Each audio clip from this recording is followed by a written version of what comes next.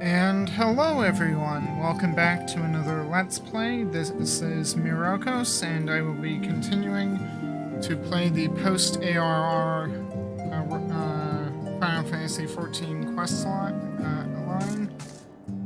The last stream resulted in us concluding 2.4, and now I will begin 2.5. You will notice that I am in my warrior job. I spent a great deal of time today power leveling to get it to level 50. So I had another job that was at least level 50 and could handle the MSQ to avoid over leveling my black mage. Though I think for dungeons I will still go back to the black mage to make certain that that is situated. I think part of what I will do is I will move you up there. You over here. Maybe put you there because those are too. Ah. And just in case I need it, though, probably won't going forward. Actually, I think I can get rid of that. For the black mage, and go back to warrior. And without further ado, I'll inventory, sort inventory, just so I have that situated. A small set, and let us resume the MSQ. Good intentions. Minfilia is considering which of her many responsibilities demand her utmost attention. Oh dear. Indecisiveness in our leader. This is not good. I am most eager to address the Ascian threat. However, we dare not neglect our other pressing concerns.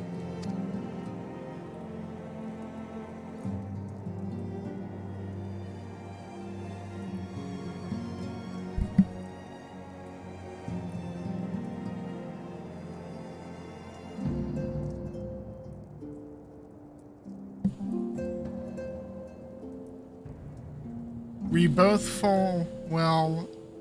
know full well that Saint Shiva will not be the last primal we face, and our relationship with Ishgard is still tenuous at best.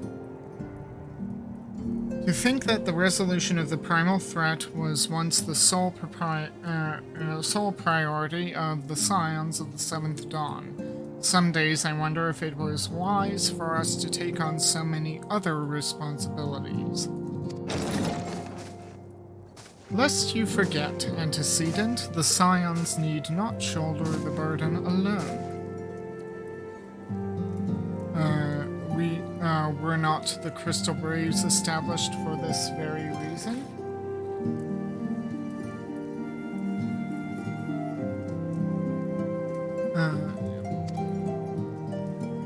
Sorry, I'm dealing with multiple screens right now. True, we are presented with a multitude of problems. However, we have all the resources that we need to address them in turn.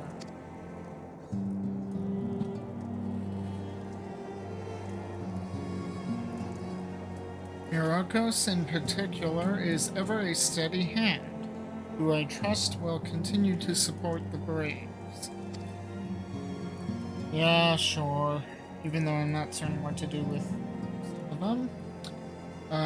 To what do we owe the pleasure? Have there been further developments regarding the situation in Ul'dah? As expected, the Immortal Flames have been struggling to cope with the revelation that one of their highest-ranking officers was a Garlean agent.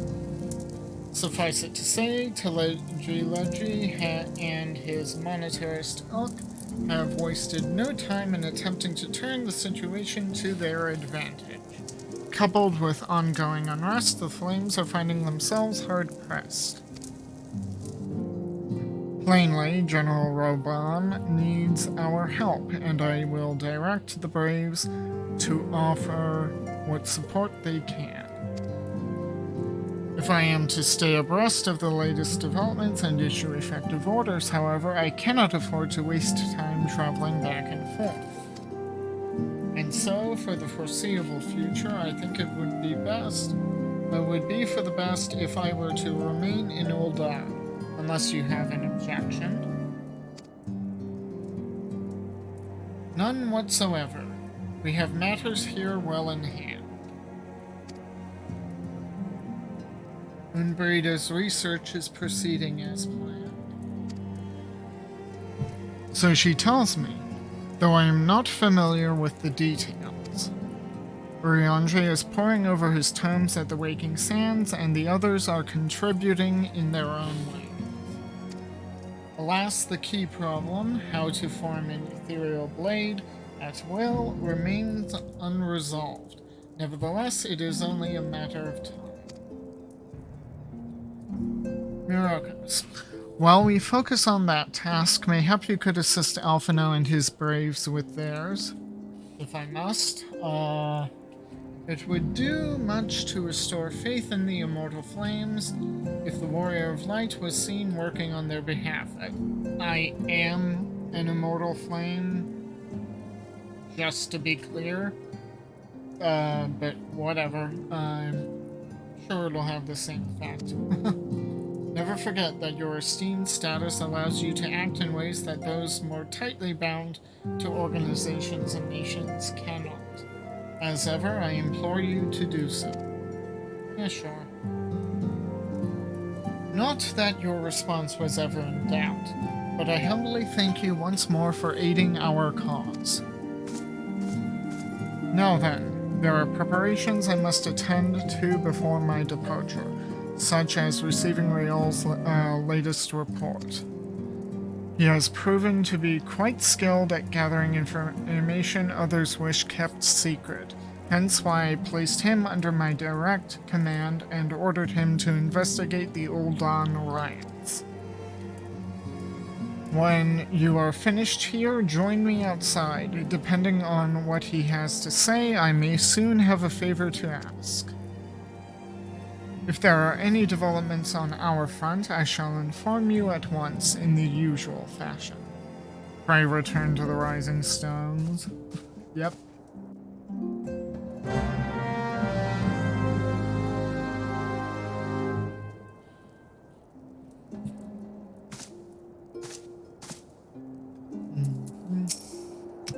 While we focus on resolving the Asine threat, pray devote your energies to assisting Alphino and the Crystal Braves. Okay.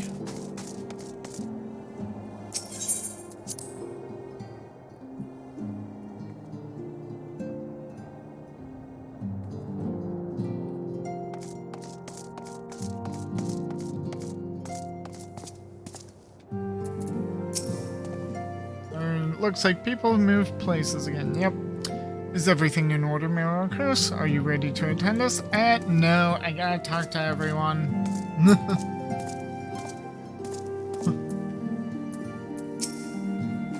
Hello, Myrokos. Are you sleeping well? You must be absolutely exhausted from saving the realm on a daily basis. Yeah, it's a miracle that I'm still standing. Ever since Minfilia arrived, the Rising Stones has been buzzing with excited energy. I must admit, her enthusiasm is rather contagious. Okay.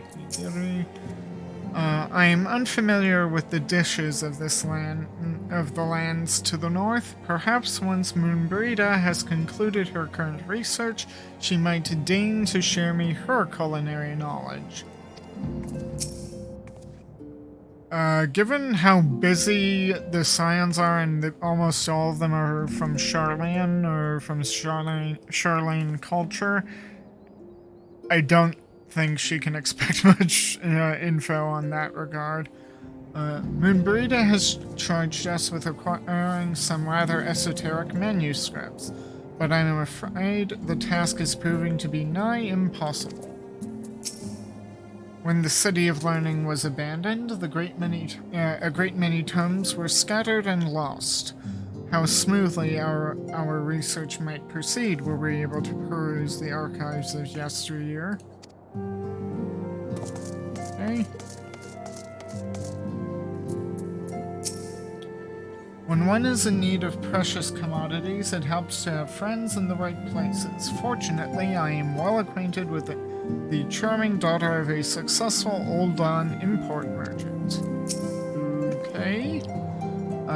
We needed a rare ore to modify the white ore site, and Thancred solved the problem using only his link pearl. I mean, it's great and everything, but where's the fun in that? Well, if you don't have to overexert yourself, it works. These two have been telling me stories about the corrupted crystal formations that appeared following the calamity. I'll need more data before I can draw any conclusions, but I'm intrigued by the potential for their untapped energies. We were but stripling adventurers.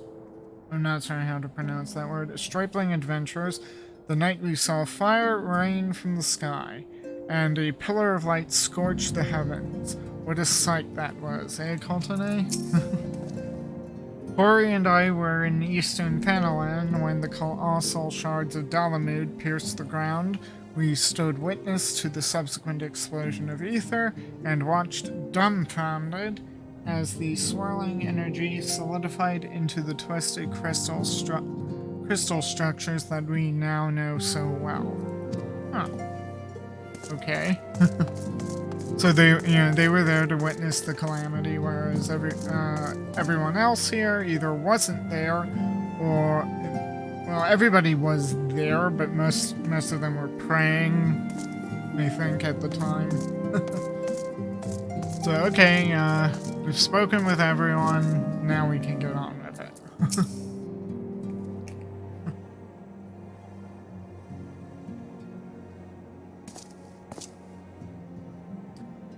Pleasure as always, Myrokos. You'll be escorting the commander to Ul'dah, I take it? Escort mission, what? This is news. Actually, I had another task in mind for him. Okay. If you would be so kind as to repeat your report for his benefit. Right then. Me and mine have been making inquiries into the source of the weapons that found their way into refugee hands a ways back.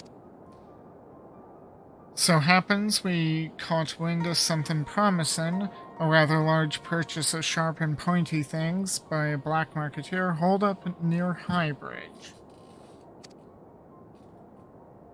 I doubt that this man would have secured such a quantity of weapons if he did not already have clients waiting, clients that, for whatever reason, would prefer for this transaction to remain secret.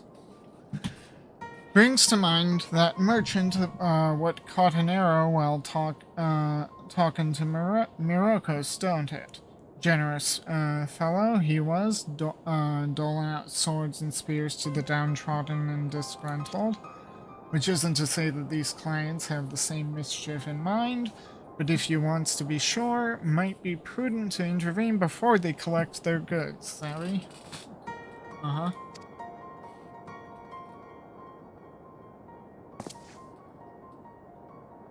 Seizing the weapons before they fall into the wrong hands would be for the best. However, if we strike at the appointed hour, we might capture the black marketeer as well as his clients. What say you, Myrokos? Yeah, might as well. Then it is settled. Rendezvous with Captain Ilbert, not him again, at Highbridge, and intervene when the exchange takes place. Now then, if you would excuse me, I must leave for Ul'dah. I expect good tidings.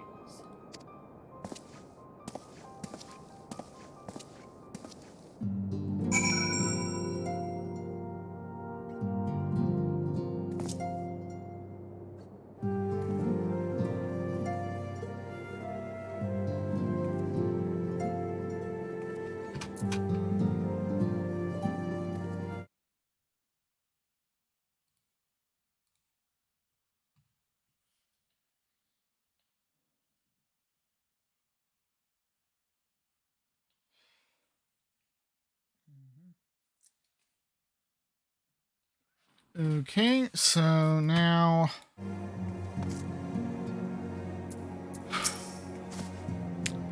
Don't keep Captain Ilbird waiting for you too long, mate. He might have to start without you.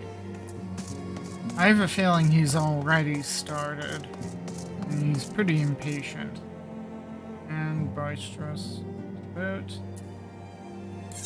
Okay.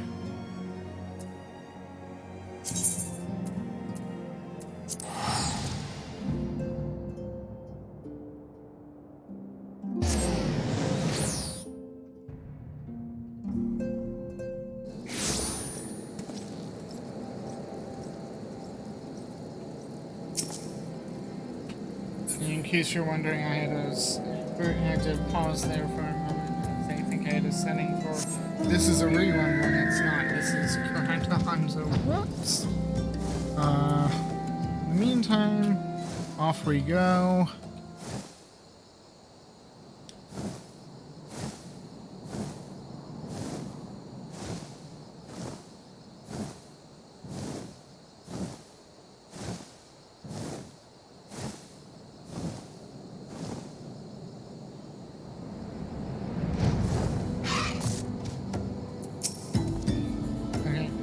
Myrokos. My scouts have been keeping a close eye on the black marketeer, and it would seem that his guests have arrived.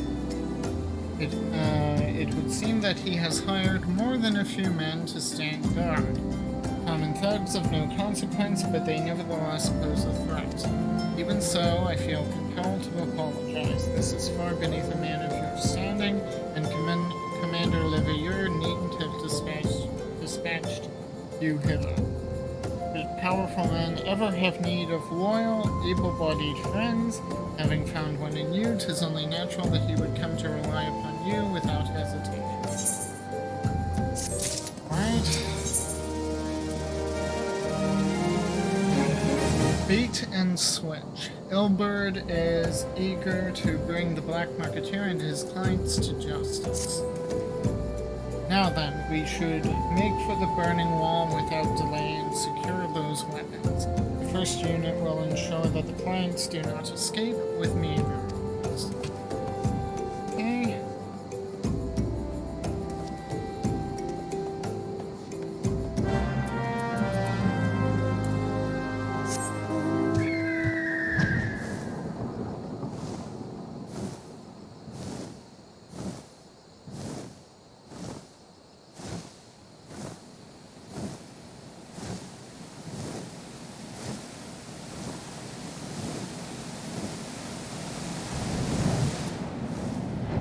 Hello, Kazakh Jaw.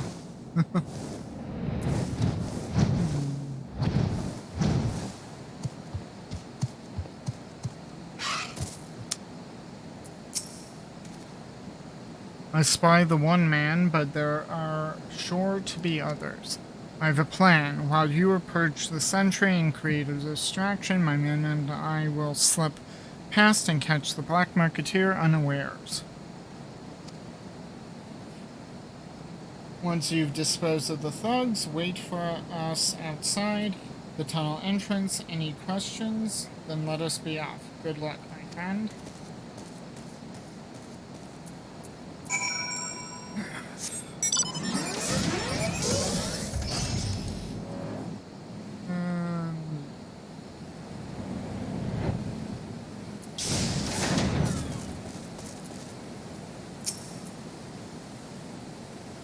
Who goes there? An adventurer?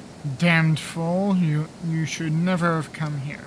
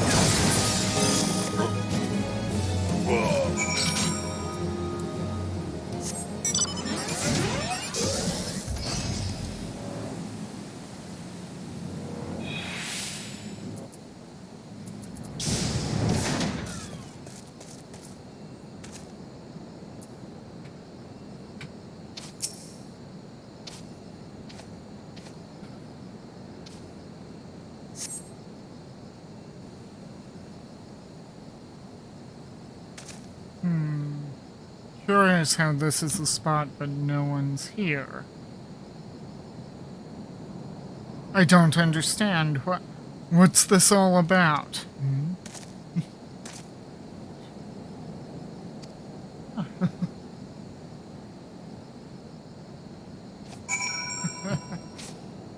I find it kind of hilarious that as a Mikote male, my frightened or thing is to go pause up and go, eh.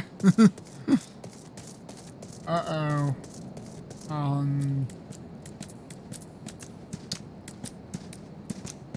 Gilbert, what did you do?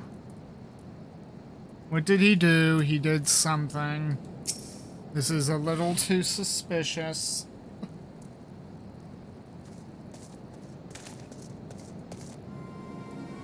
As you can see, this is a fine mess. When I tried to restrain him, he drew a hidden blade and lashed out.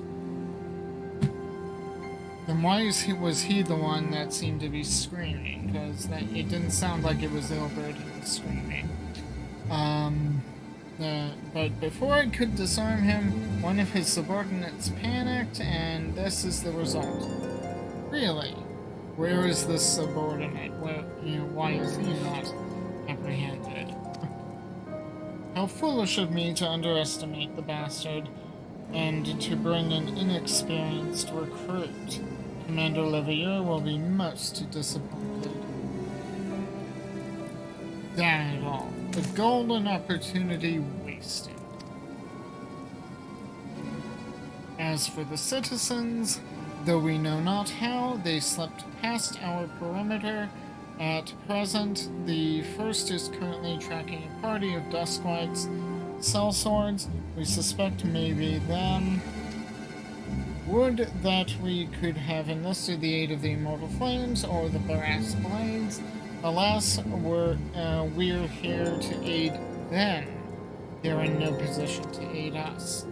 Well, at the very least, we have secured the weapons, yet even that accomplishment is lacking, for the information we received indicated a massive shipment, and this is anything but. Why do I have a feeling that he's already secreted away the weapons?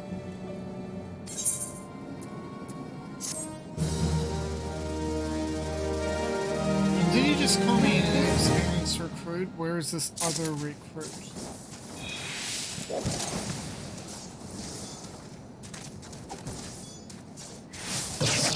Suspicious. Best laid schemes. Ilbert would like nothing more than to have this incident forgotten. I will join the first in their hunt for the Dusklight sellswords. If the gods are good, we will catch them before they escape into the Black Shrine. In the meantime, I ask you deliver these weapons to Ulda in my stead. Entrust them to the thirds, Yu Hasen. He will take care of the rest. Okay.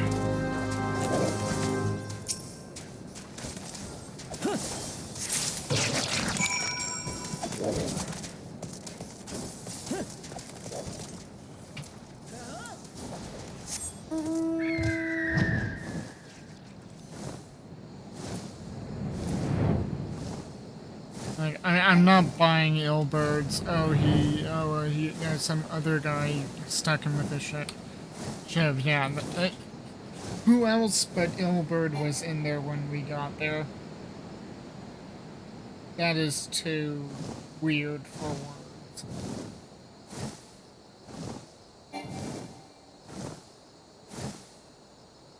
If you like what you see, make certain you're starting to follow me on Twitch, and drop a line in chat if you're here live. If any of the audio settings need to be fixed, it's always best to let me know so I can fix them. Though they should be fine.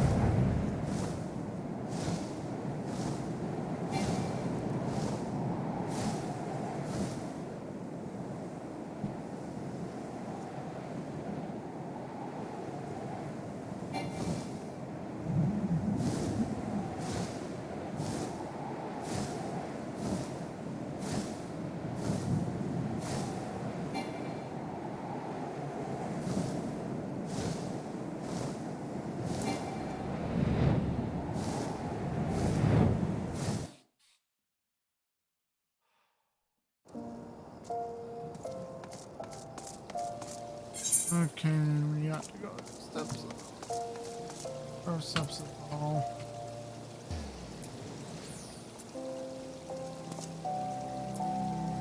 Stone strip.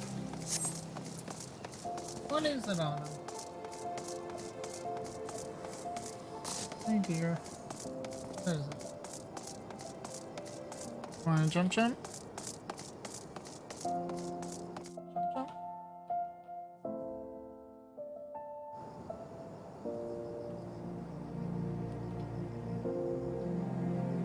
No? Okay. Do you.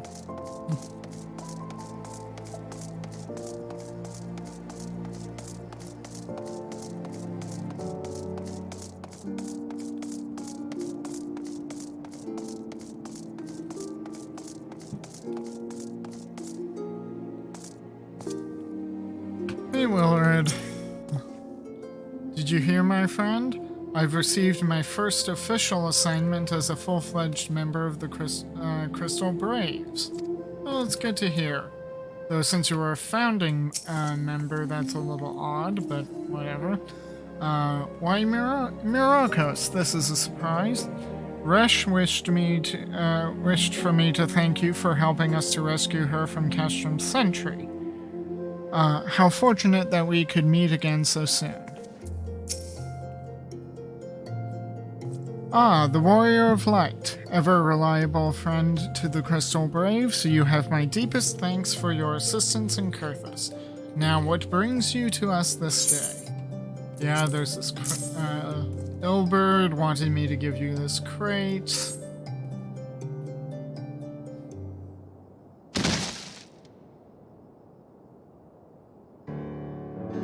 A gift of weapons from a certain black marketeer.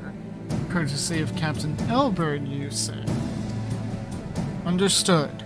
Once we've cataloged the contents, I'll have them delivered to the Hall of Flames. This cannot be everything, can it? Rial stated that with confidence that there would be a far greater quantity of weapons. A blatant falsehood. Clearly, Rial is unfamiliar with the ways of Roldan merchants, who ever strive to present themselves as greater than they are. We should be thankful that his information was not completely erroneous, and that we managed to achieve anything of worth at all. It's still something worth celebrating, isn't it, Lieutenant? Besides, we've got more important things to worry about, like fighting those Garleans up. There will be no fighting if I have anything to say about it. Our orders are to stand watch, not seek glory in battle. If you have no further need of us, then I shall make shall take my unit to the Cerulean processing. Time for the fourth to earn their keep, eh? Fight well, Alian, for the freedom of all. Kind of a cheesy motto. Not that well thought out. Excellent work as always, my friend. Rest assured the immortal flames will hear of your contribution. Well, I am a flame, so they're bound to find out sooner or later. Until we meet again. This potato person who's only concerned with coin. Myrokos. A word, if it please you. Sure. I trust Rial completely. If he says he needs a word, I'll give him my ears. Not here. Look for me at the Sapphire Avenue Exchange. No need for whistling this time, don't you worry. Really big on the whistling, but okay.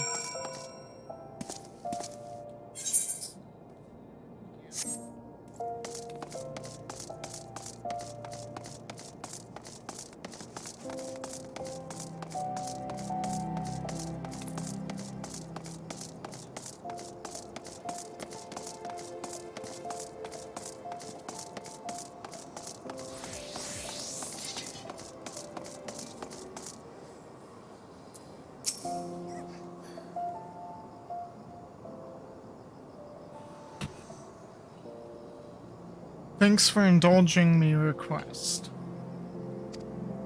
Few places better than a market for privacy, I find. All the hustle and the bustle of commerce means most conversations go unnoticed. I'll get to the point. At the Burning Wall, when you and the captain interrupted the exchange, what happened? Tell me everything. Leave no detail out. Yeah, I killed some guards, then he made me stand watch, and suspiciously, only the Black Marketeer was present to be killed. That's not quite how the first told it. These dusk whites they were chasing. Latest word is that we lost the trail. But you never saw him yourself. Not before the fighting started, and not after. Something ain't right. I don't know what it is, but I can feel it in me bones. I'm not daft enough to be misled by some merchant's drunken boasts. Our information was reliable, goddammit. I know he purchased those weapons. As if I've never deciphered a moneylender's books, or had to follow a transaction back to its source. Did plenty of that back when the Braves were getting started, believe me. The commander wanted assurances that we weren't taking Gil from the wrong sort of benefactors. Of course, these days the money flows like water, and the first and third get the shiniest new toys. Forgive me, friend. I've a lot on my mind these days, and I appreciate you lending an ear. Right then, best get back to it. But something is going on. Myrokos, can you hear me? This is Tataru,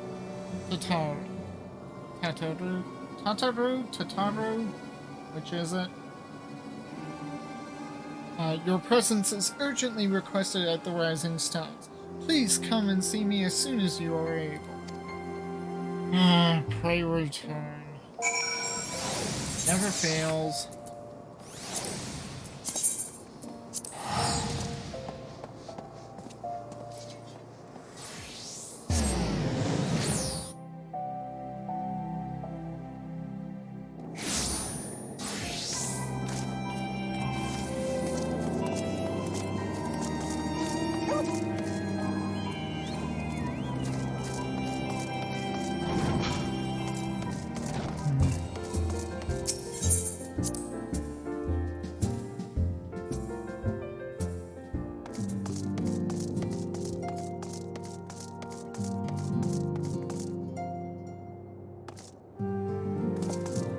Everything looks like it was the way I left. What's going on? Thank you for coming so quickly, Myrokos.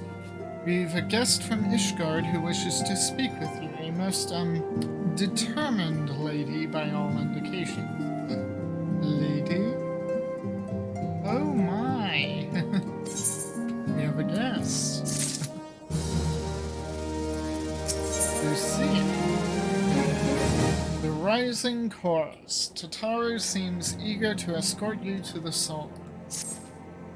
Our guest is with the antecedent in the Solar at present. Let us not keep them waiting any longer, shall we? Okay, for the record, Minfilia, then Lucia, Minfilia, then Ishtola, then Lucia right now. In terms of waifu candidates, for now.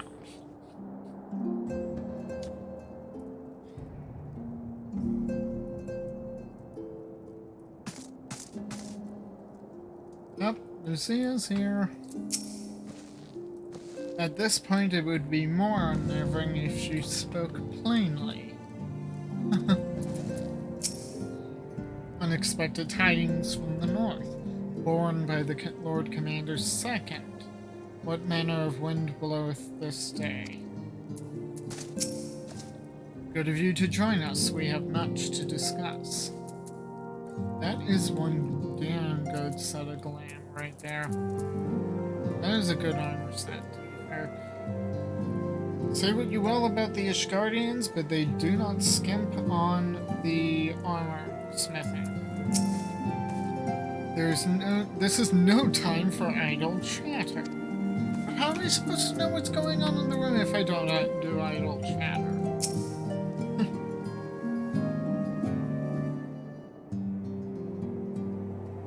We have a guest from Ishgard who wishes to speak with you. Yeah, I know, Lucia. I believe the two of you have met. We have? We have. I had hoped to speak with Commander Leveilleur as well, but I cannot afford to wait any longer. The Lord Commander sent me hither to request your aid in a matter of grave import. You see now why I had Tataru summon you. Now that we're all assembled, perhaps you would be good enough to elaborate on the nature of the matter which brought you to us. The Observatorium's astrologians have sounded the alarm. Last night, the Dragonstar burned with an intensity not seen in 15 summers. Not since the Dravanians engaged the Empire in the Battle of Silvertear Skies. The northern sky doth burn full bright upon the Wormlord's call.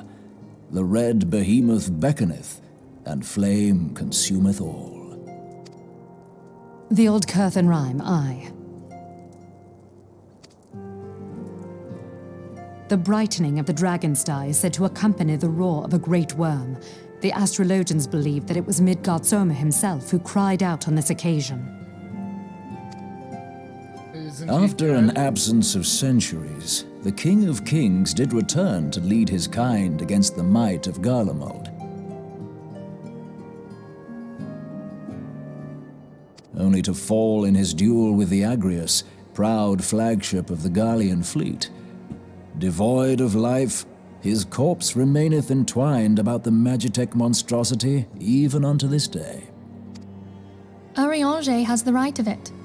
Whatever this alteration in the Dragonstar portends, the Great Worm has shown no sign of life. Tataru, have the Domans reported aught out of the ordinary?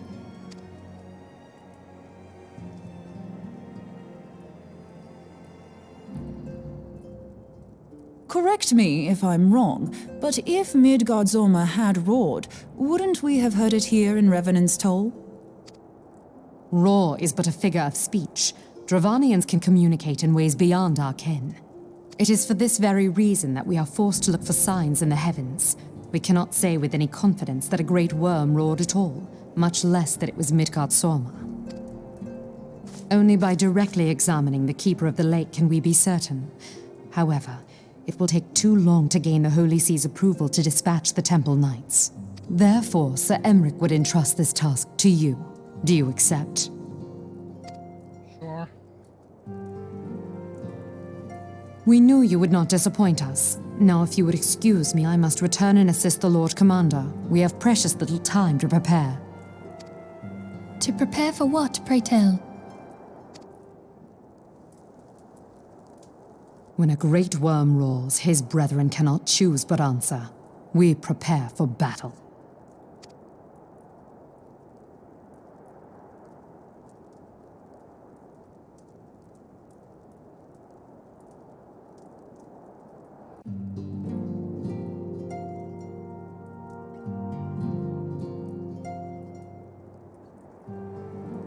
Forgive me if I state aught which you already know, but I would ensure that you understand the nature of your destination. As Urianger stated, what we now call the Keeper of the Lake is the wreckage of the Agrius, former flagship of the Imperial Fleet, and the corpse of the Great Worm responsible for its destruction.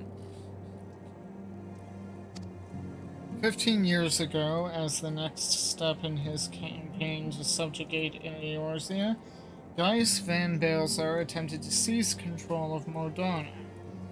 So massive was his force that all thought his victory a foregone conclusion.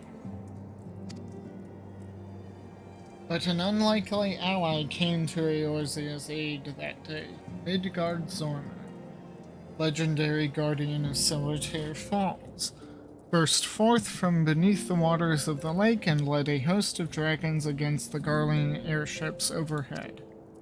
In what would later become known as the Battle of Silvertear Skies, the Great Worm felled countless airships before engaging the Agrius. In the ensuing struggle, the flagship ship's ceruleum engines failed and it tumbled into the lake below. Yet this victory came at a great cost, for the explosion which followed claimed the life of the Great Worm as well. That same explosion transformed Silvertear Falls into the desolate wasteland it is today, draining the lake of its waters and crystallizing ether for realms around. Yet a remnant of the lake remains, and it is at its center a constant reminder of that fateful day long ago. In accordance with Saramar's wishes, our Doman allies have been standing watch over the keeper of the lake. It would be wise to speak with them before investigating the wreckage yourself. Be careful, my friend. We know not what dangers await you within. Now then, let us not neglect our own tasks. There is much to be done and precious little time to do it.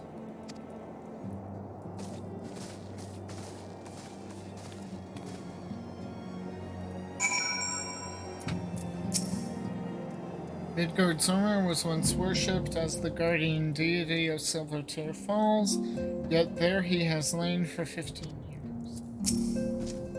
Before I depart, I must needs speak with the antecedent in private. If you would be so kind. Yeah, sure. Lucia may be hot, but she's very, to the point.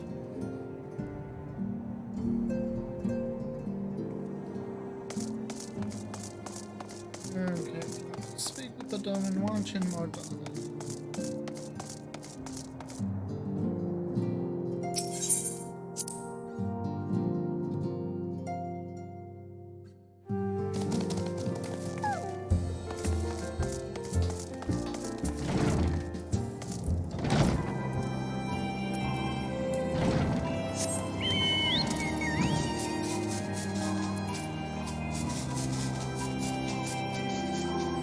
Is this fog? Fog. Oh, good heavens.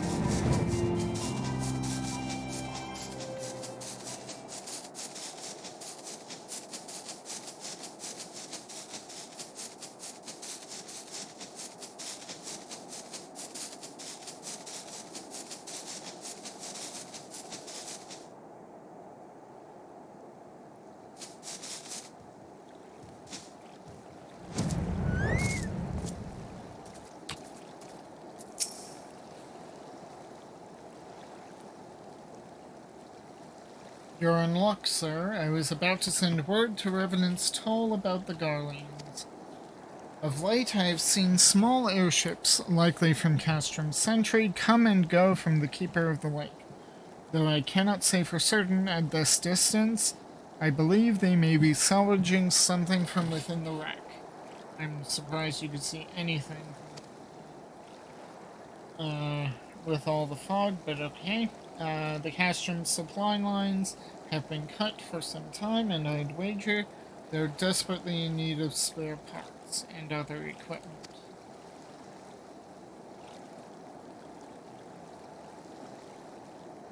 So it is true then. The Ishgardians honestly fear that the worm might rise again. Well, from here, that seems rather unlikely, but if it's assurances they want, you've no choice but to inspect the corpse in its entirety. And, of course, we can't see it because it's foggy. Easier said than done, given the creatures which inhabit the wreckage and the aforementioned Garleans who won't take kindly to your presence. They're sure to fire upon an airship, so I'd advise a more stealthy approach, Take this boat and a few of your comrades to the base of the Agrius, then climb to the top. That's the only viable project site.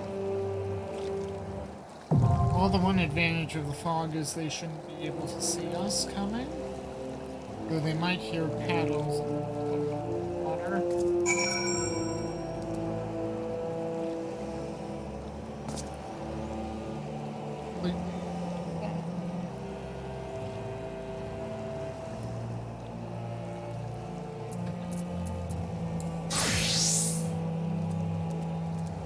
So if you're watching this live, do you want me to create a private party so you can join me, or the party finder, or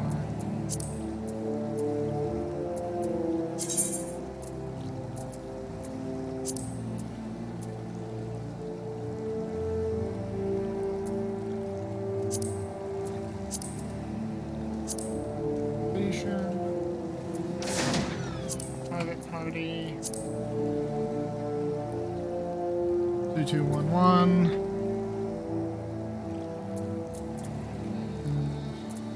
Yeah, yes, I'm in Black Mage. Just said that, but private party recruit. There's a link 2211.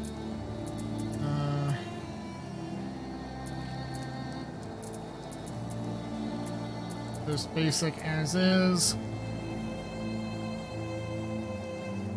Recruit members. So I'll keep this up for a little bit. If you're watching and you're able to join, you can hop in.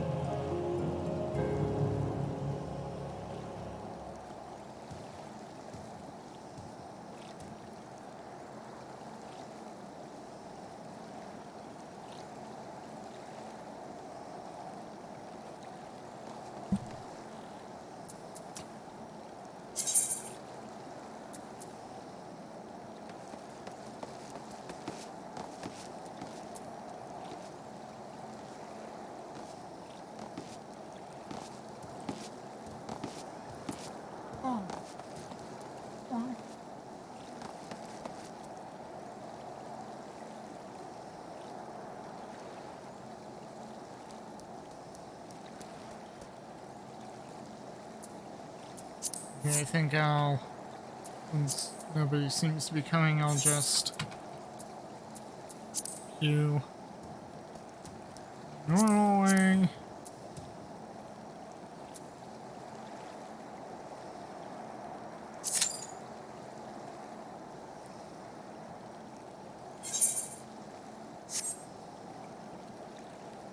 And now we wait.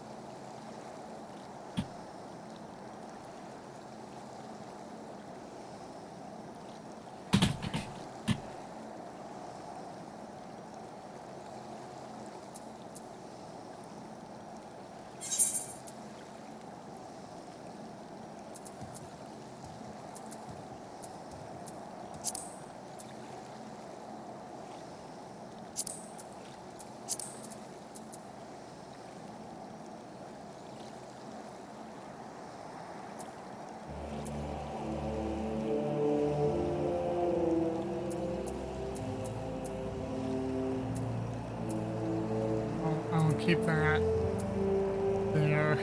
Kind of is bugging me out that I've gotten this, don't have an ability on the equal button, but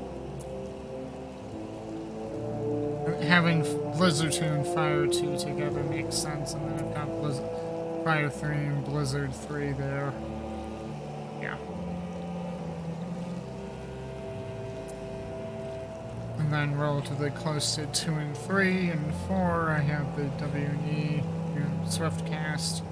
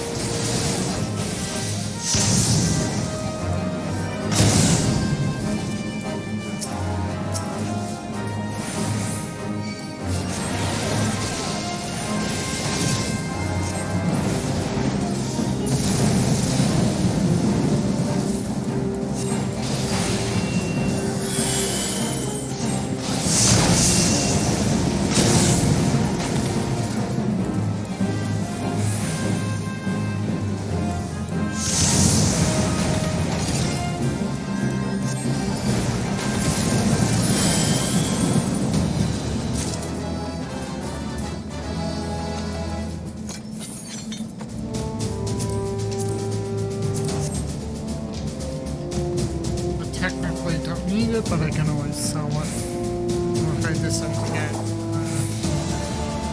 need to mill. Which I probably should have done by this point, but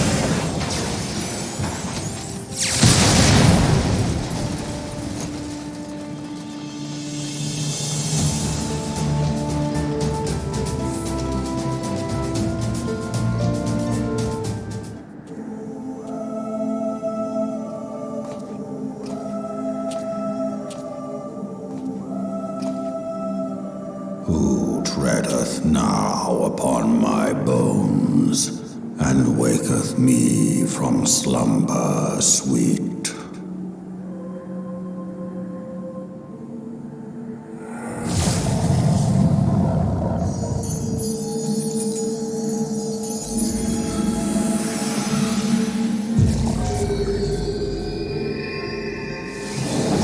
Thou hast forgotten the face of thy Lord. Remember, mortal, and fear me.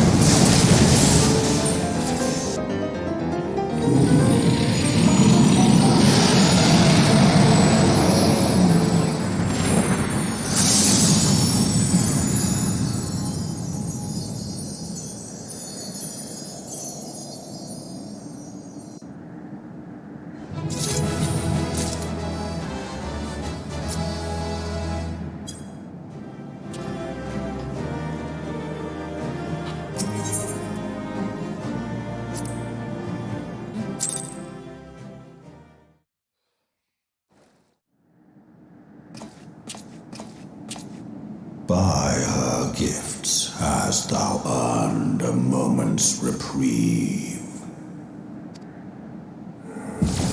Okay.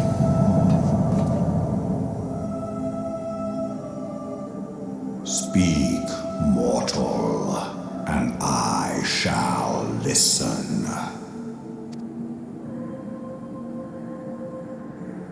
Guided by a star.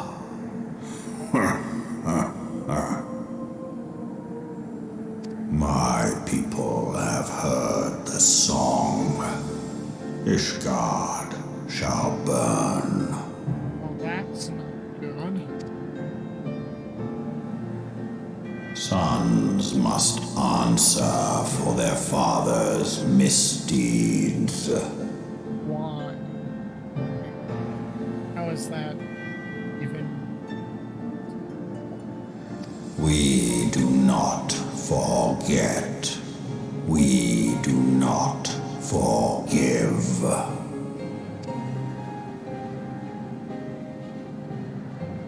Seven children did I sire. One now singeth of retribution. I rise to join in the chorus. Thou art powerless to silence us, mortal. Yet thou shalt not live to labor in vain. Thy reprieve is at an end.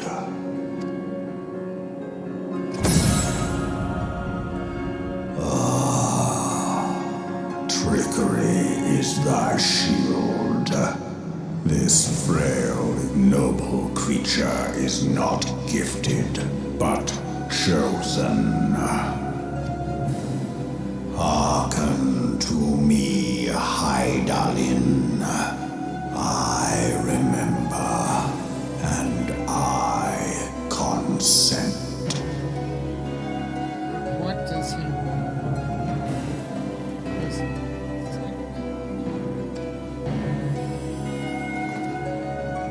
Fear not, mortal. I shall not harm thee. Well, that's good to know.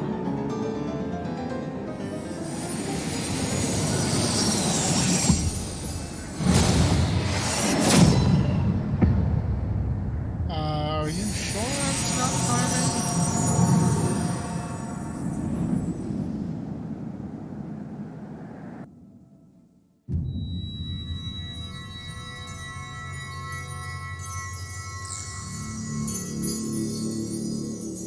Okay, the crystals.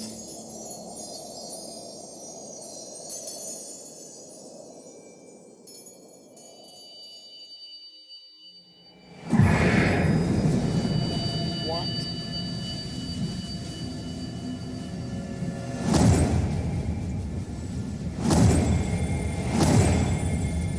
He's taking away my crystals.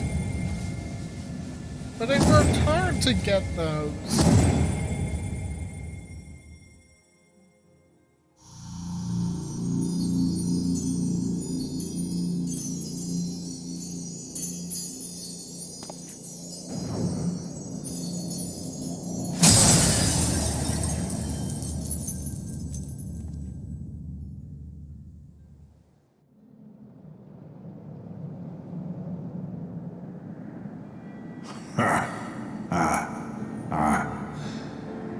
Mayhap thou thinkest me an oath breaker. Thou art mistaken. If thou comest to harm, it shall be by another's hand, not mine. I did but strip thee of thy mistress's feeble blessing. And that is not harming? Thou didst profit much by her grace, but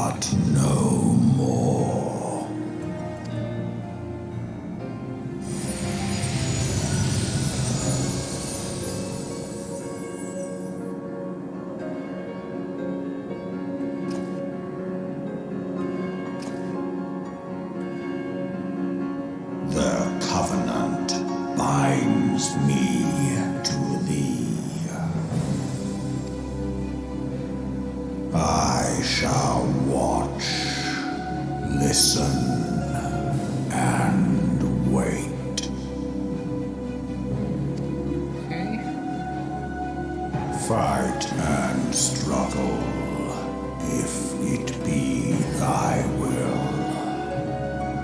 Man hath ever coveted that which lieth beyond his grasp.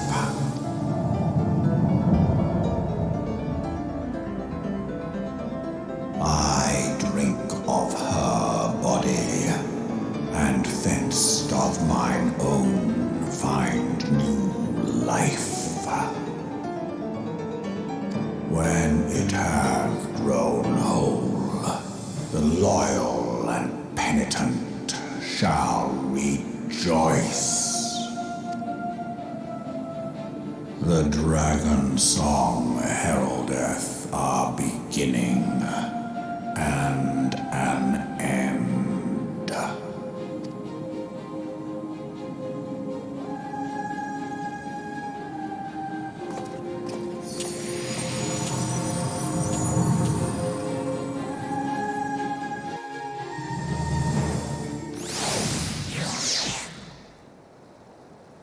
You may summon Midgardsormr by selecting the corresponding entry within your minion guide under character in the main menu.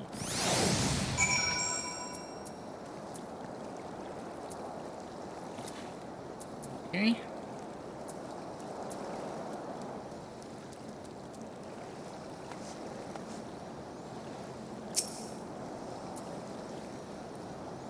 I was beginning to fear the worst.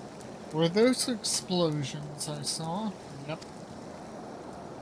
But you shouldn't waste time talking to me. Alphino left a message stating that you were to return to the Rising Stones at once.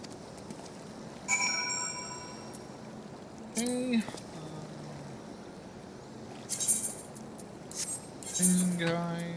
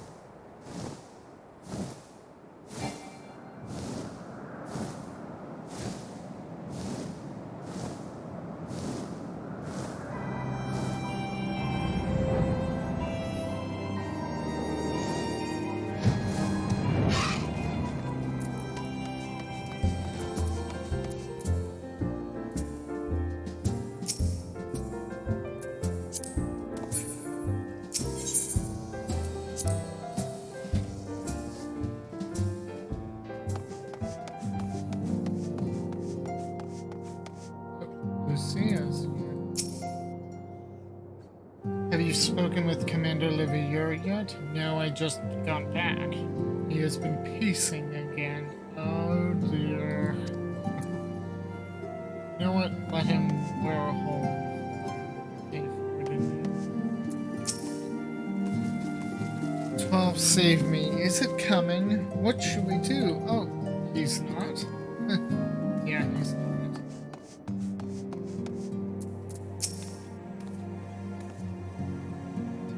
We were able to locate the elusive manuscripts in the archives of the Thaumaturges Guild.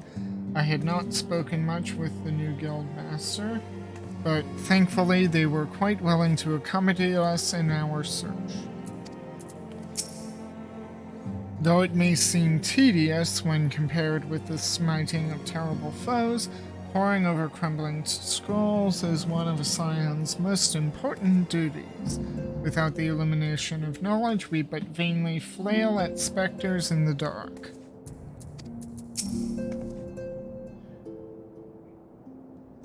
Considering the sudden arrival of foreign envoys and the like, preparing suitable meals at the Rising Stones can prove to be an interesting challenge. Okay. That Lady Knight from Ishgard cuts quite a gallant figure, doesn't she? Oh, she does.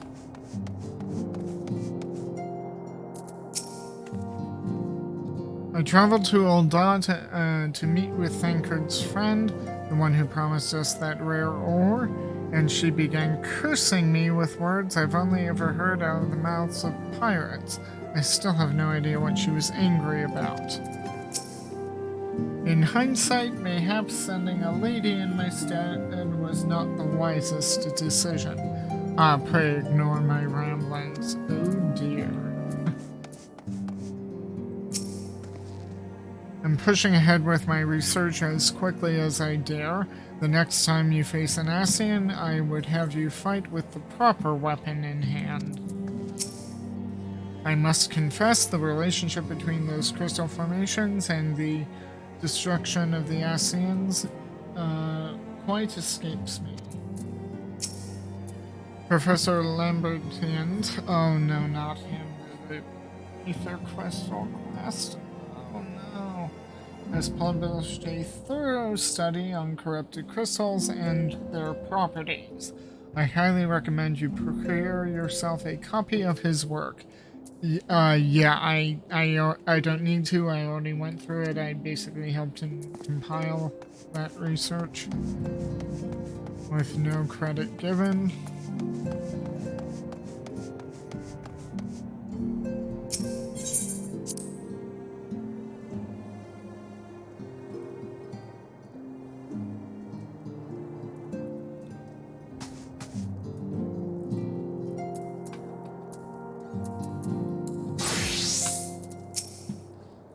Welcome home, Myrokos. Alphina was worried sick about you. Why don't you go and set his mind at ease? Now let him sweat. Plus he can see me, I'm right here, he can calm down. Truth interpreted is truth transformed. Today's heroes may yet become tomorrow's gods, or something else. Praise the 12 that you are hale and whole. I came as soon as Minfilia informed me of Sir Amaric's request. You have completed your investigation of the Keeper of the Lake, I take it? Then I would hear your report.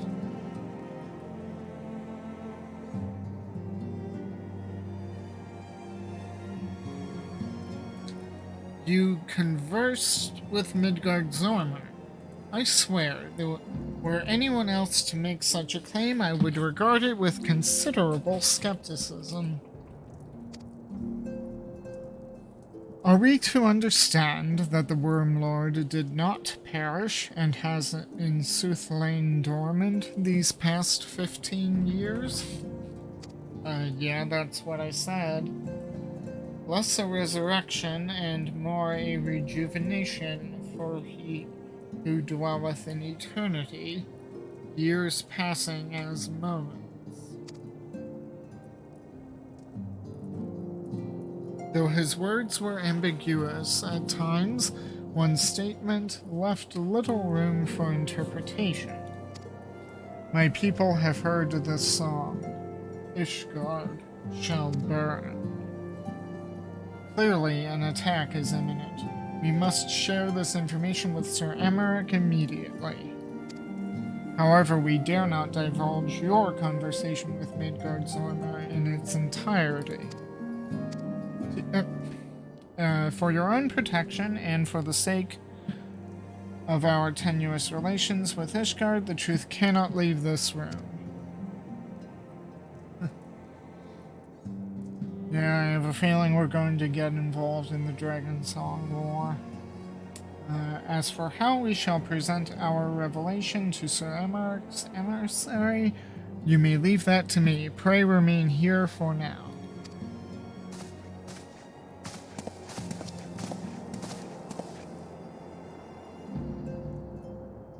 Is there something you are not telling us, Myrokos?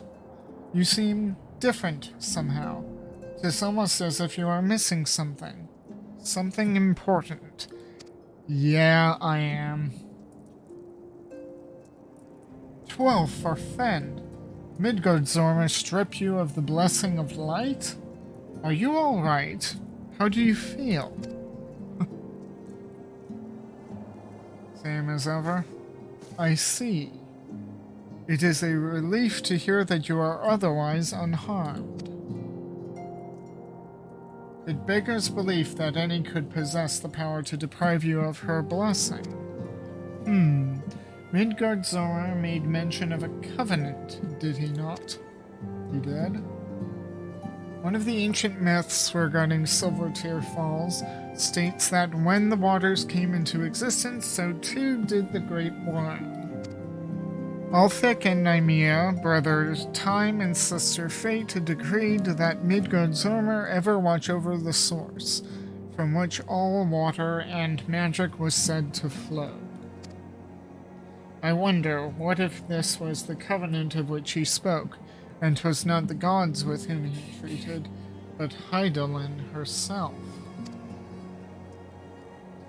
Well, if he is watching over you as he claimed, mayhap you will have an opportunity to ask. Let us keep this matter to ourselves. I do not wish to burden our friends needlessly.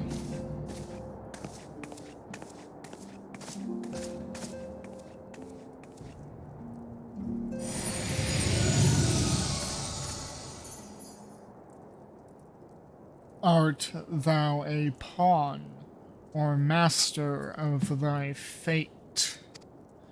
What hast thou wrought by thine own hands, mortal?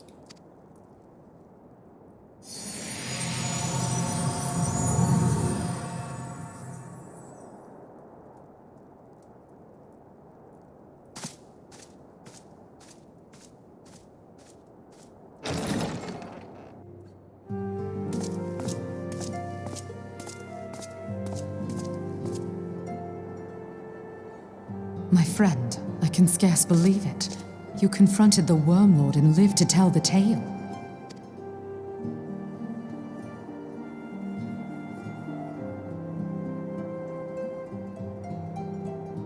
I give thanks to Helone for your preservation. It is our sole cause for gladness. Your encounter with the Keeper of the Lake served to confirm our fears. A great worm has roared, and it makes little difference if it was one of the two in Eorzea or any other.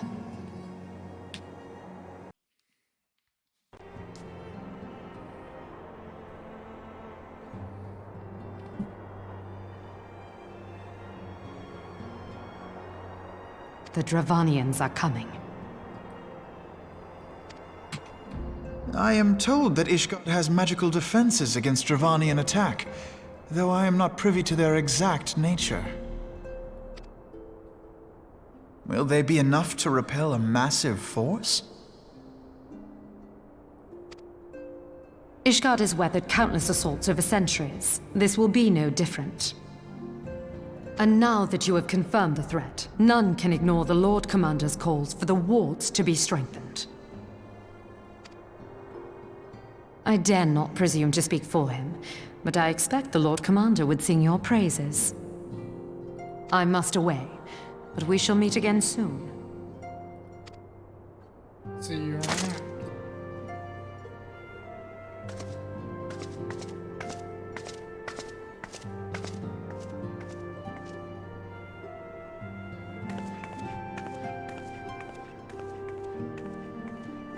Countless assaults weathered, and this will be no different? Why am I not convinced?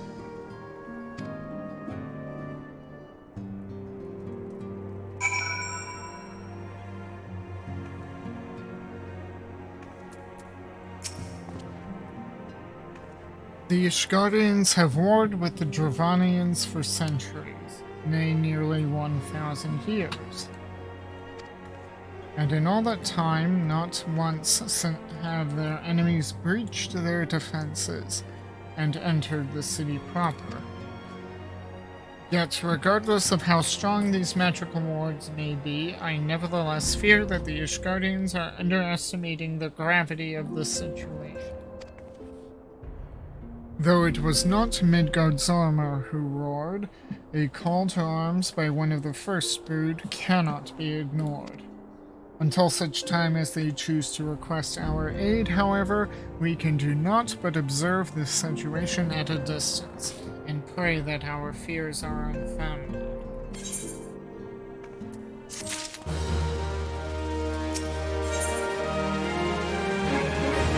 Ether on demand. Alphino has a message from Myrokos for the signs.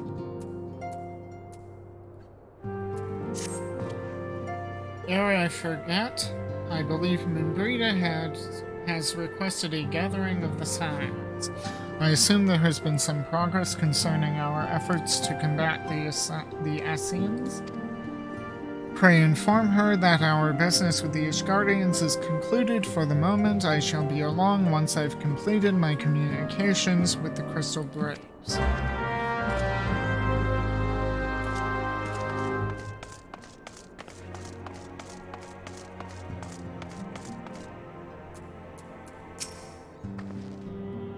All done with your talk of dragons? Wonderful, because Ascians are next on the menu. Let's head into the solar, shall we? So out of the solar, back into the solar. Round and round we go. Of all our adversaries, the Ascians could well be considered the most dangerous. I do hope Myrokos' research has borne fruit.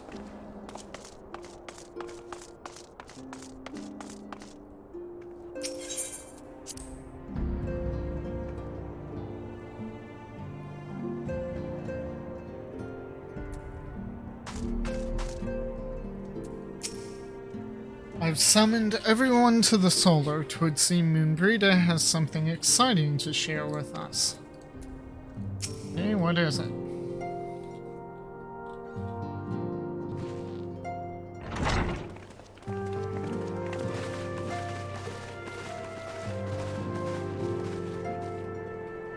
Now that everything's calmed down a bit, relatively speaking, I mean, I thought it might be a good time to share our progress on the weapon. I believe we're on the verge of a breakthrough. Well, don't keep us all in suspense.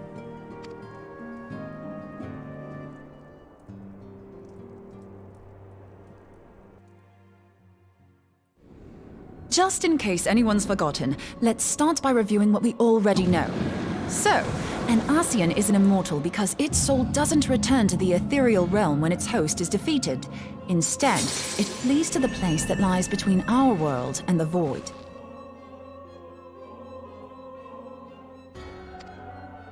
Therefore, the first step to permanently defeating an Ascian is preventing its soul from making this journey.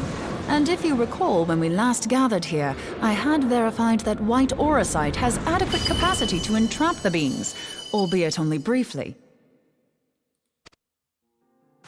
Which left the small matter of their extermination. Aye. To unmake an Ascian soul, one must needs smite it with a concentrated burst, or blade, of purest ether. However, we wanted for both the data and the means to forge such a weapon. Short of experimenting on an actual Ascian, you see, there's no way to gauge how much ether its soul is made of. As such, we don't know what etheric density our blade needs to have in order for it to work. So we'll just have to make the densest blade we can and hope for the best. Though that would require a lot of ether.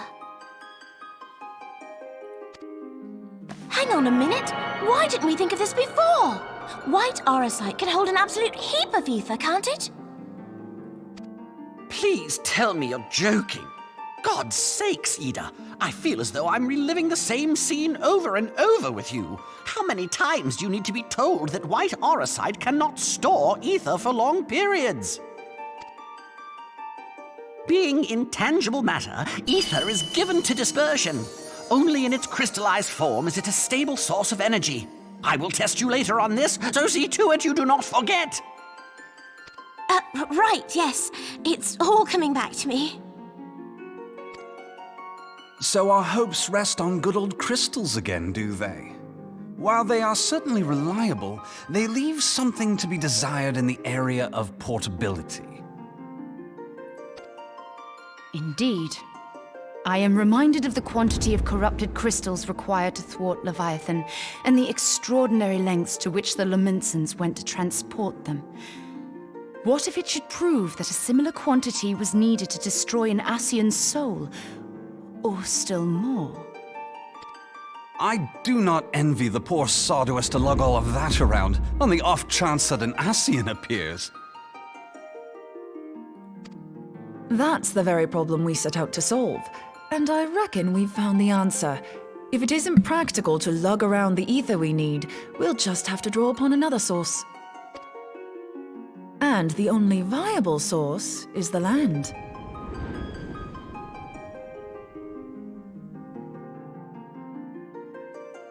If you mean to tap the Great River of Ether, know that it will entail considerable risk. Meddling with the currents may well induce a surge like to the one which despoiled Mordona. Give me a bit more credit, will you? Why would we need to tap the river when there are veritable reservoirs jutting out all over the land? I speak of corrupted crystals. It might be that their aspect is out of balance, but a crystal's a crystal. It contains ether, and we can help ourselves to it. While corrupted crystals are indeed abundant, there is no guarantee that they will be in close proximity at a crucial moment. But what if we don't need them to be? What if we could tap their power from afar? A malm away, say? If we could do that, we'd have ready access to ether aplenty in almost every corner of Eorzea.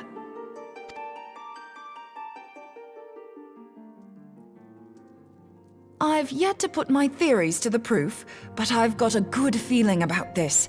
If no one has any objections, I'd like to see where this avenue leads.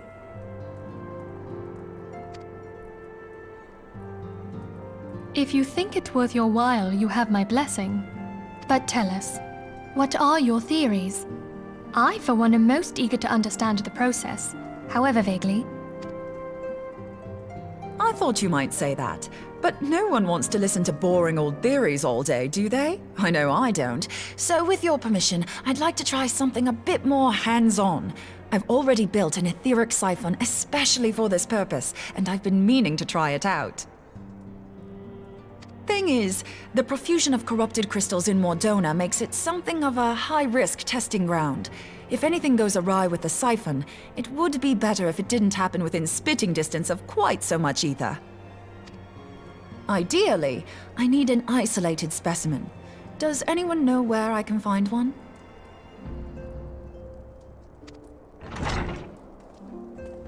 May I suggest northern Thanalan?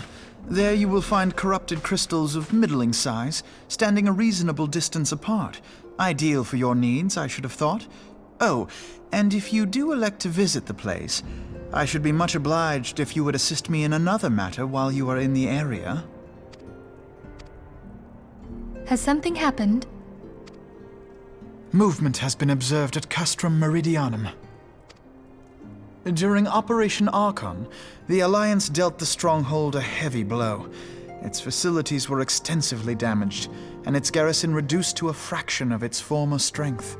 Not long after our forces withdrew, however, their ranks were replenished by reinforcements from Castrum's sentry. They now seek to rebuild, and to this end they have their sights set upon the ceruleum processing plant. Having lost the Empire's support, the 14th Legion lacks the resources to sustain itself. To them, this is a bid for survival, and they will doubtless fight like desperate men. Though I have dispatched the Crystal Braves, I fear their strength alone may not suffice to stay the Imperial assault. I would request the Scion's aid in the defensive effort. If I didn't know better, I'd say you were trying to inveigle us into fighting your battle with the promise of shiny crystals. Well then, consider me inveigled. I won't lie, the crystals you speak of sound perfect, so the Garleans have to go. Besides, we can't afford to beat about the bush. There's no telling when the Ascians will next appear. Thine eagerness to hurl thyself into the jaws of danger cometh as little surprise. Exercise due caution, I prithee.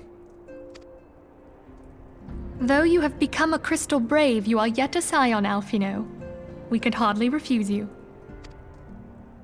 Pray, join the Crystal Braves and lend them your support. Thangrid and Papalymo shall accompany you.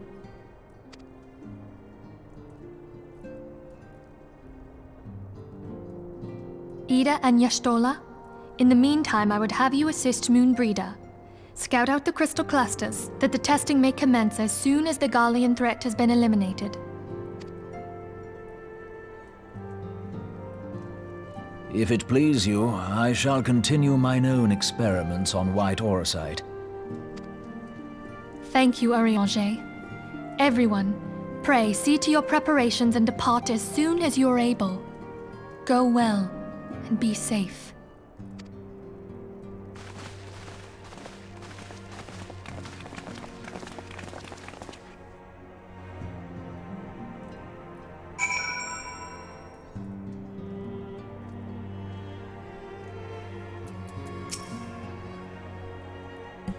Though I have little doubt you will prevail against the Empire's forces, I shall pray for your success nonetheless.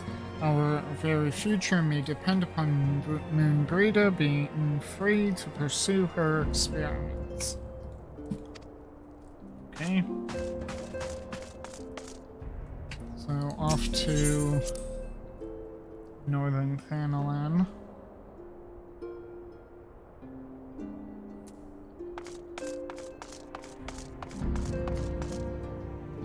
We both moved again.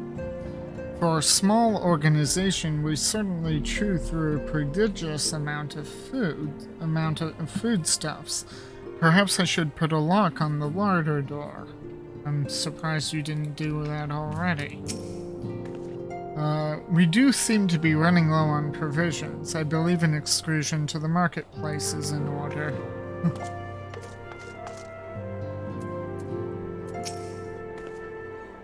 I see that the Scions once more ready themselves for the road. I too must make preparations for an absence from the Rising Stones.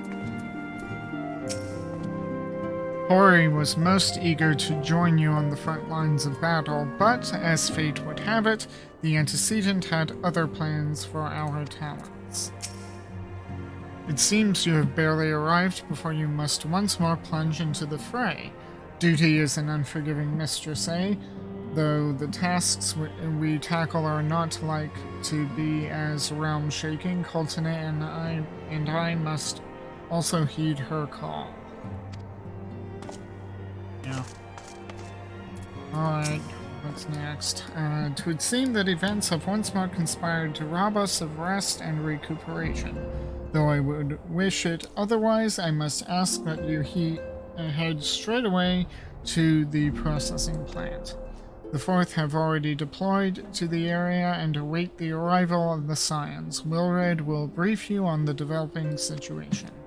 Meanwhile, I must rendezvous with Captain Ilberd at our headquarters in Ul'dah. I shall take command of our forces there with a lighter heart, knowing that you go to support the front lines.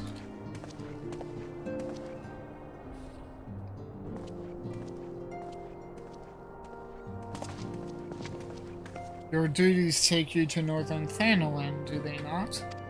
Yeah. We too must say our farewells to the Rising Stones for a time. Flamine travels to Ul'dah, where we shall serve as her escort. At my daughter's behest, I go to contact certain old acquaintances in the Gilded City. We are beset on all sides by civil unrest and imperial machinations.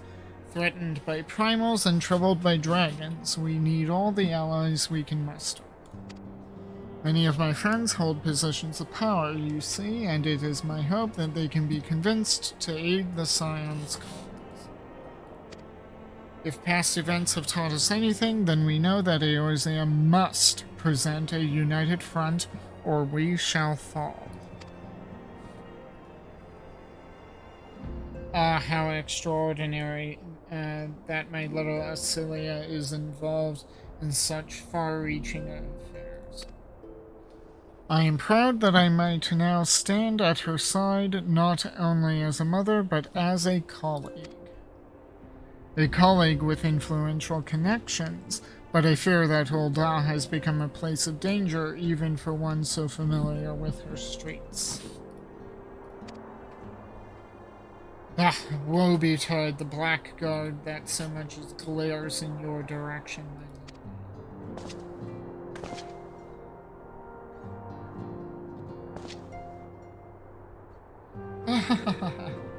I shall be well protected, it seems. Shall we be on our way then?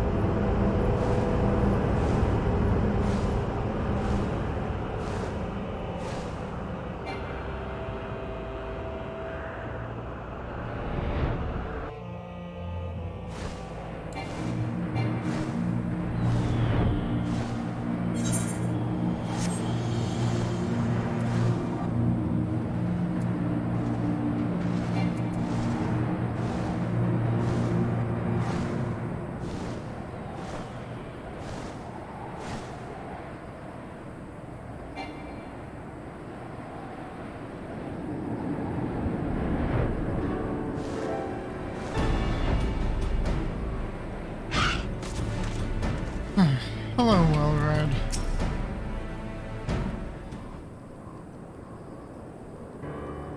Commander Leveilleur sent word that you would be coming. A veteran of your talents is most welcome. Not that I don't think we can handle the situation, mind you.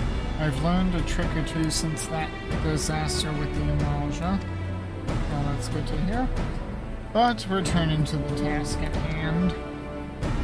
The Flame's reconnaissance scouts have reported Imperial soldiers assembling at Ralban's Bush. Such a force is likely interested in only one thing, getting their hands on the resources found there at the processing plant. The Garleans could begin marching on us at any time. Pray speak with Lieutenant Edelstein that we might coordinate our counter strategy. In the meantime, I will inform the others that you have arrived, and no doubt it will be welcome tidings.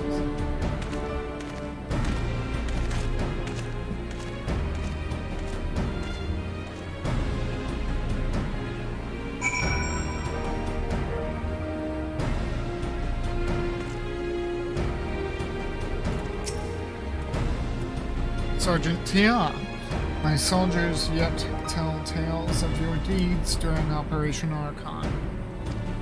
Would that we could sit a while and reminisce about old times, but I fear more pressing matters require our attention. The civilian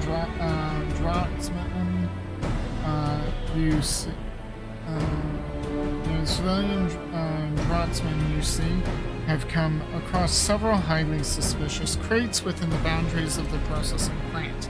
I had my sappers take a closer look, and our worst fears are confirmed. These boxes contain powerful explosive devices of Imperial design, no less. By my order, the flames stationed here are conducting a thorough sweep of the compound as we speak. Though it troubles me that we were unable to apprehend the Imperial spy behind this, I have faith that our men will be able to neutralize the threat for now. In the meantime, our scouts bring troubling news on the latest movements of the Imperial army.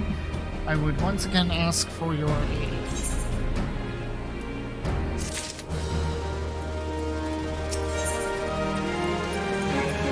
On the counter-offensive, Lieutenant Edelstein wishes to share a report with you concerning the Garlean's movements.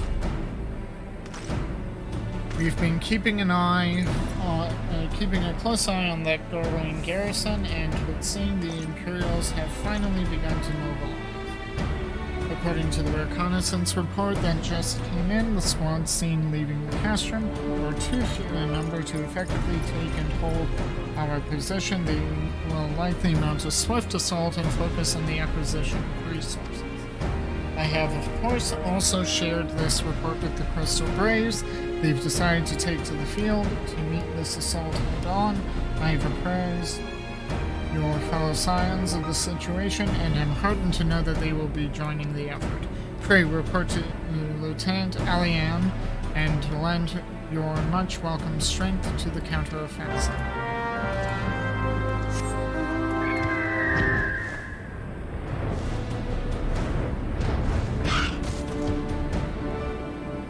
If we're all here, be it a squad of soldiers or some Magitech monstrosity, I shall allow no foe to harm the lovely Ingrid.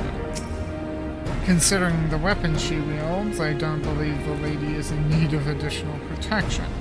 My god, look at that axe. That is an axe.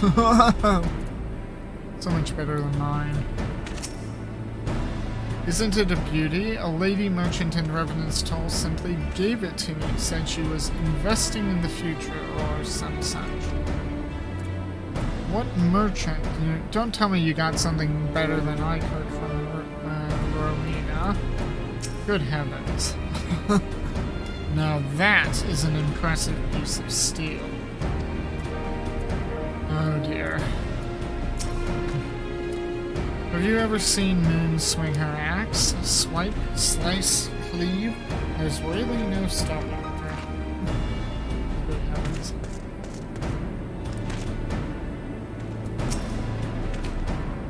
Right then, time to see if all this training has paid off. Ralgard guide my blade.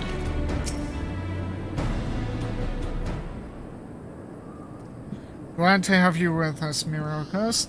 As I'm sure Lieutenant Edelstein had explained, the Garleans have deployed a small force from Castrum Meridiana. Their main column assembles to the north, near Dalamid's Talons, but we've also spied several squads attempting to conceal themselves on the approach to the west.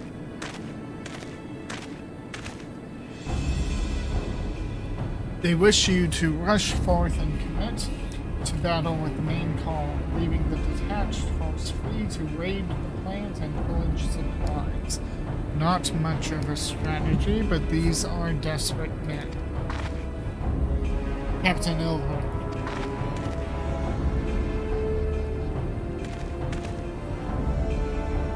Greetings, scion. I understand the commander bid you and your fellows come to lend a hand to the Braves. With such mighty heroes at its disposal, the Fourth should have little trouble contending with aught the Garleans might throw at them. But even you cannot be everywhere at once. The Third was getting restless holed up in Ul'dah, so I marched them out here to fill any holes in the plant's defenses and add their numbers to your counterattack. The reinforcements are welcome. We've enough soldiers now to divide our forces and safely engage the enemy far beyond the walls. Aye, 'twould be best to avoid staging a battle anywhere near this much ceruleum.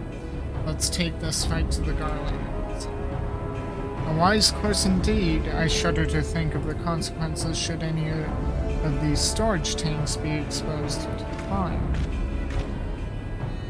If there are no objections, the Scions shall join the 4th and give battle to this main column.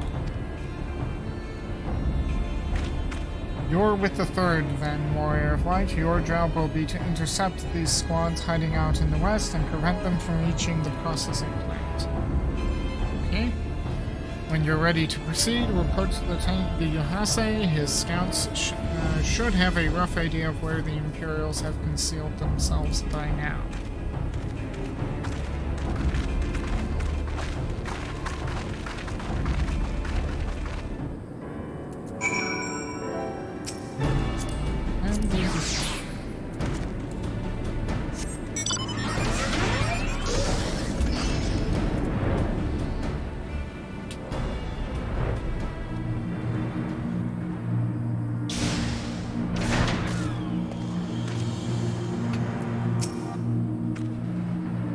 Pleasure to be fighting at your side once more, Scion. Our operations invariably succeed when you are around, and victories are wont to pave the road to greater coin.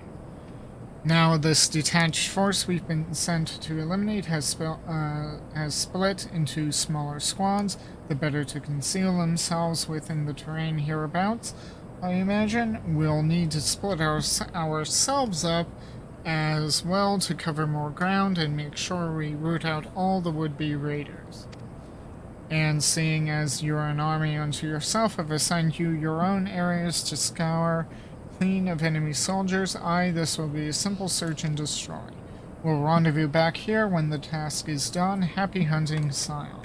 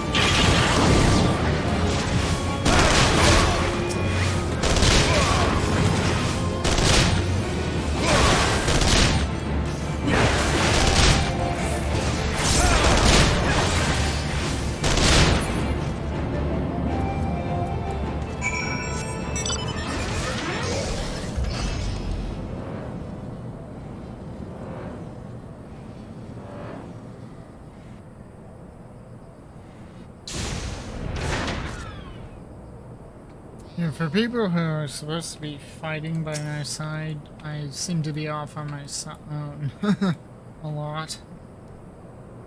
You seem grim, Scion. I'll take that to mean that between us, more than a few Garleans won't be making it back to the castrum. Yeah. These Imperials, though they certainly made us earn our pay, these Imperials, though they certainly made us earn our pay, I would be a happy man if I never have to tussle with another of those Magitech horrors.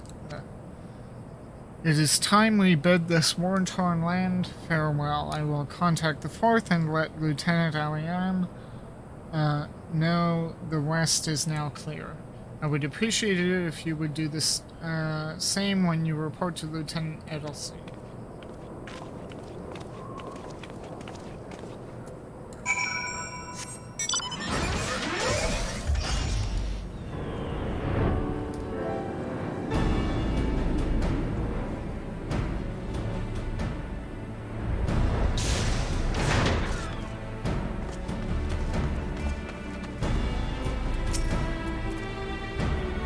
Sergeant Tia, what news of the Garlands?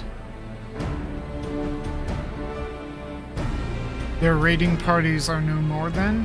Excellent. The Amagina engineers will be most relieved to hear that the plant is no longer in any immediate danger. Thank you again for your assistance.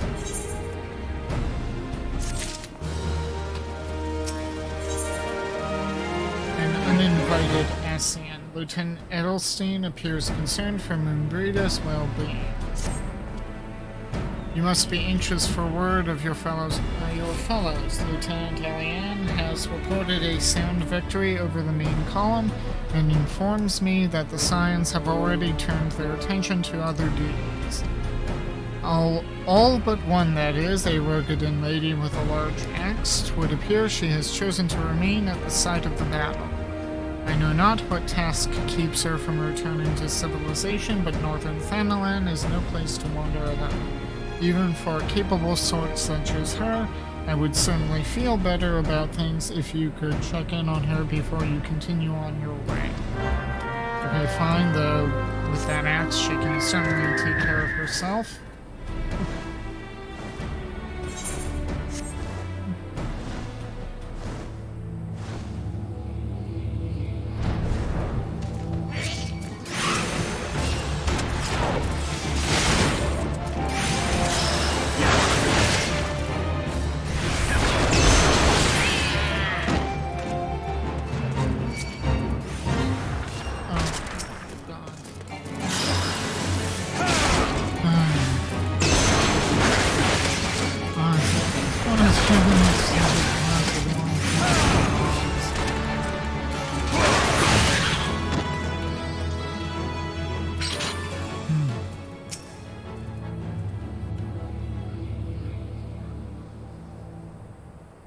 Hold on, I won't be a second.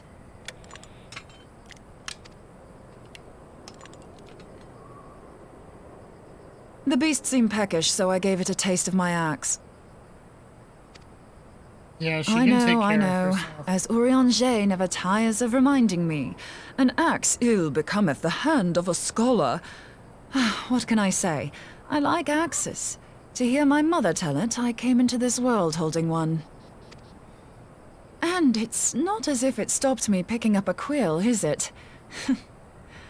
I often think of the man who introduced me to the joys of learning. He's one of the reasons I decided to come to Eorzea. Him and my excruciatingly stiff childhood friend. Considering how unalike we are, it's a wonder we ever got on. The world's a strange old place, isn't it? Aye, that ought to do it.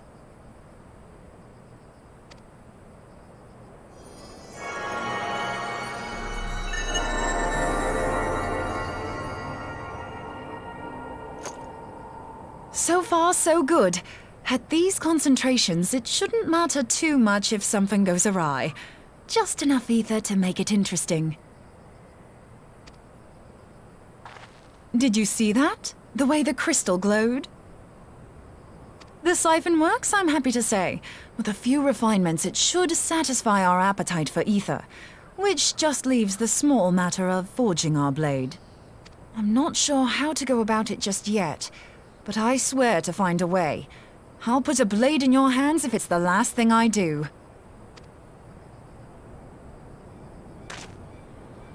He senses me. A useful talent.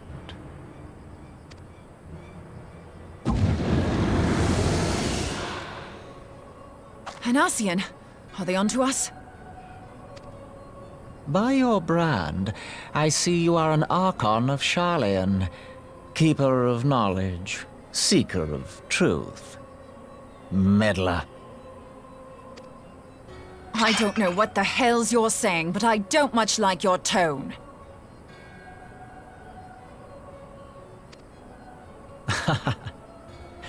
Your instincts serve you well. But come, be not unsettled on my account. That lovely brow was not made for frowns. But I waste my breath. Let me direct my words to one who understands them. We meet at last, warrior of light. I am Nabriales. And you have long been a thorn in my side. I suffered the overweening presence of La Habrea that men might host the power of gods, only for you to undo my hard work.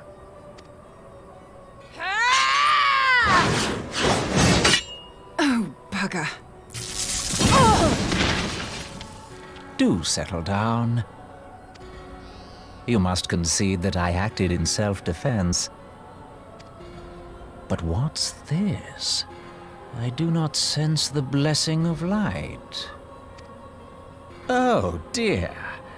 Could it be that frail Hydaelyn has forgotten her champion?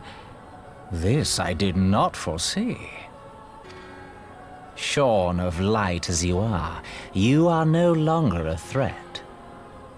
And better yet, the seal is broken. Now is the time to claim the staff. With it in my grasp, I shall rise above them all and take my place at Lord Zodiac's right hand.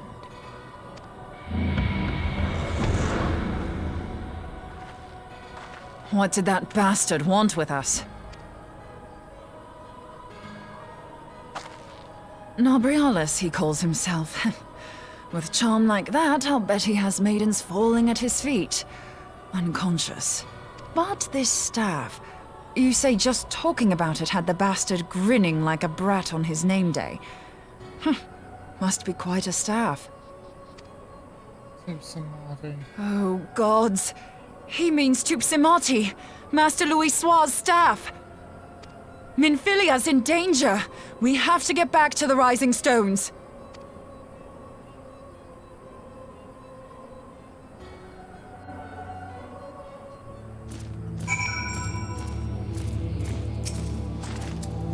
If I'm right, and the ASEAN is after Tupsimati, then we'd best make all haste back to the Rising Stones. Minfilia must be warned.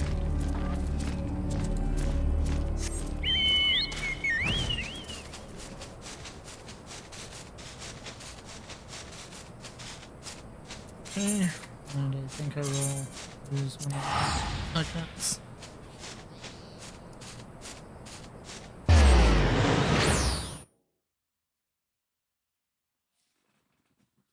Oh, hey, Eolin.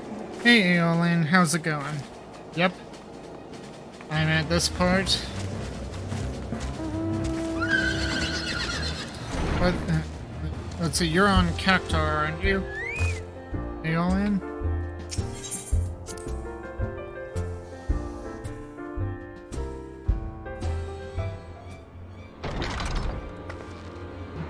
You're here.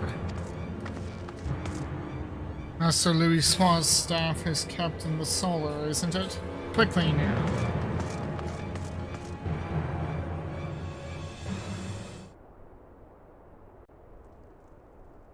I'm in Ether, yeah, Ether Data Center. So you're on another world. You two. Not on Cactar. Yeah.